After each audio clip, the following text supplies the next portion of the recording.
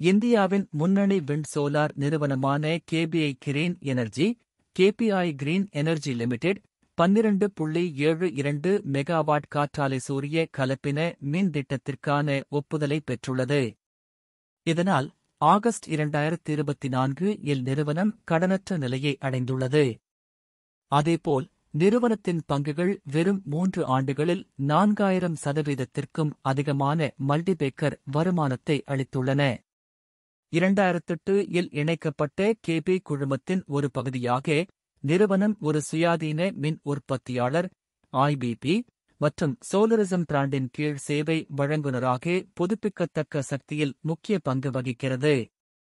Small cap வகையை சேர்ந்த இந்த நிறுவனம் அதன் கேப்டிவ் பவர் பிளான்ட் சிபிபி பிரிவின் கீழ் 12.72 மெகாவாட் காற்றாலை சூரிய கலப்பின மின் திட்டத்திற்கு தலைமை மின் ஆய்வாளரிடம் ஒப்புதல் பெற்றுள்ளது.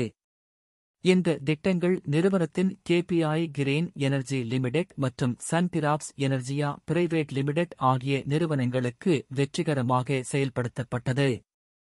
மேலும் ஒப்புதல்கள் அந்தந்த வாடிக்கையாளர்களின் பெயர்களில் வழங்கப்பட்டுள்ளன. இதனால் ஆகஸ்ட் 28, 2024 நிலவரப்படி கேபிஐ கிரீன் எனர்ஜி நிறுவனம் ஒரு முழுமையான அடிப்படையில் பூஜ்ஜிய நிகர கடனை வெற்றிகரமாக அடைந்துள்ளது. இது வலுவான நிதி நிலையை பாதுகாப்பதற்கு அதன் உறுதிப்பாட்டில் குறிப்பிடத்தக்க மைல்கல்லை குறிக்கிறது. இந்தச் சாதனையானது வருடாந்தர வட்டி மற்றும் நிதிச் செலவுகளில் கணிசமான சேமிப்புக்கு வழிவகுக்கும் என்று எதிர்பார்க்கப்படுகிறது.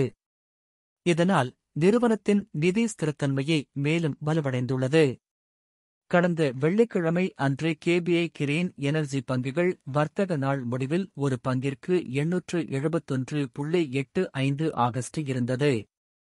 இந்நிறுவனத்தின் தற்போதைய சந்தை மூலதனம் 11,443.94 கோடியாக உள்ளது. இந்த பங்கு கடந்த 3 ஆண்டுகளில் 4100%க்கும் அதிகமான மல்டிபேக்கர் வருவாயை வழங்கியுள்ளது. காலாண்டு முடிவுகளின்படி 2025 நிதியாண்டின் முதல் காலாண்டில் 348 கோடி வருவாயை பதிவு செய்தது. 25 நிதியாண்டின் முதல் காலாண்டின் செயல்பாட்டு லாபம் 132 கோடியாக இருந்தது. நிகர லாபம் 33 கோடியுடன் ஒப்பிடுகையில் 66 கோடியாக இருந்தது.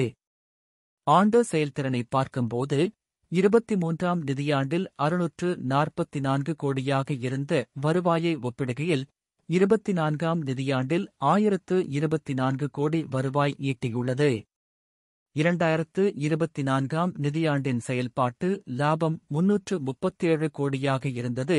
நிகர லாபம் 162 கோடி ஆகும்.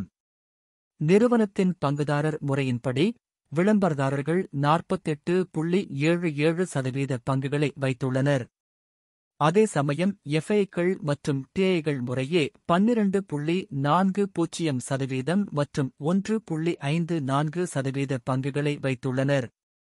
மீதமுள்ள 37.28% பொது முதலீட்டாளர்களிடம் உள்ளது. எஃப்ஐகள் மற்றும் டிஐகள் இரண்டும் 25 நிதியாண்டின் முதல் காலாண்டில் நிறுவனத்தில் தங்கள் பங்குகளை அதிகரித்தன.